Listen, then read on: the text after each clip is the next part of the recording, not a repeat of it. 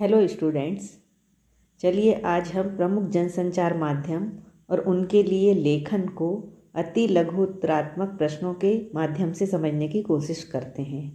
तो स्टूडेंट्स, पहला अति लघु उत्तरीय प्रश्न है, प्रमुख जनसंचार माध्यम कौन से हैं? इनसे आप परिचित हैं।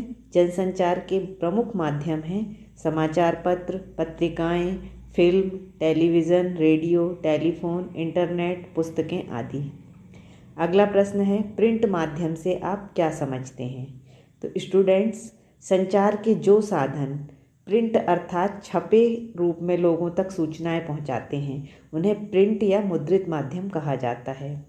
अगला प्रश्न है, प्रिंट माध्यम के दो प्रमुख साधन कौन कौन से हैं? तो स्टूडेंट्स, इसका उत्तर है कि प्रिंट माध्यम के दो प्रमुख साधन हैं समाचार पत्र एवं पत्र पत्रिकाएं।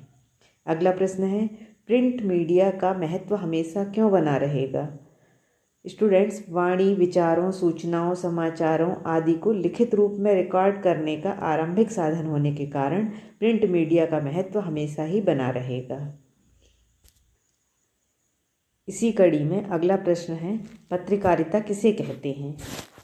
प्रिंट, रेडियो, टेलीविज़न या इंटरनेट किसी भी माध्यम से खबरों के संचार को अर्थात समाचारों के संचार को पत्रकारिता कहते हैं। भारत में अखबारी पत्रकारिता की शुरुआत कब और कहाँ से हुई? तो स्टूडेंट्स, भारत में अखबारी पत्रकारिता की शुरुआत सन 1780 में जेम्स ऑगस्ट हिकी के बंगाल गजट से हुई, जो कोलकाता अर्थात तत्कालीन कलकत्ता से निकला था।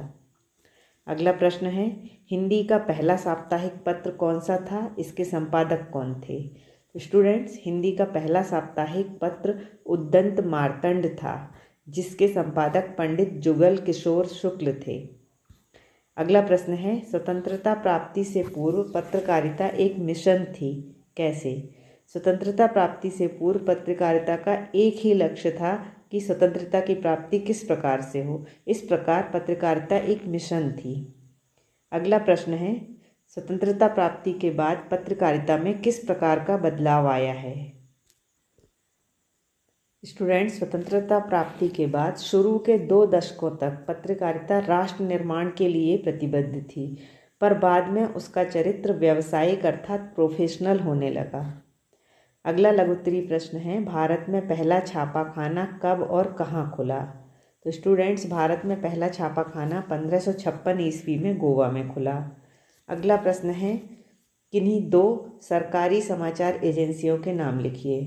स्टूडेंट्स, ये 2 एजेंसियां हैं पीटीआई अर्थात press trust of India, Uni अर्थात यूनाइटेड न्यूज़ ऑफ इंडिया।